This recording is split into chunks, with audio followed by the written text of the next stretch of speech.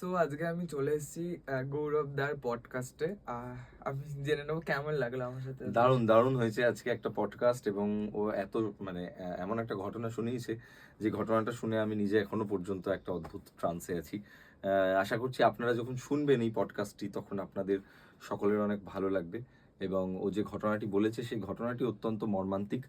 যখন আমি যেটা বারবার বলি যে যখন আমাদের জীবনে এমন কোনো অতিপ্রাকৃত ঘটনা ঘটে সেই সময় হয়তো আমাদের খুব কষ্ট হয়, কিন্তু পরে সেটা বলার মতন একটা গল্প হয়ে দাঁড়ায়।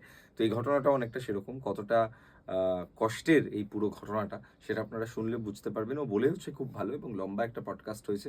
আপনারা যখন শুনবেন ডেফিনেটলি আপনারা খুব আনন্দ করবেন। আর মানুষটা খুবই ভালো, মানুষটার সাথে আমার ফার্স্ট টাইম মিট, আর খুব কোঅপারেটিভ। কাজ করে খুবই ভালো লেগেছে। আবার দেখা হবে। আবার দেখা হবে নিশ্চয়ই, definitely nice to meet you অর্পণ।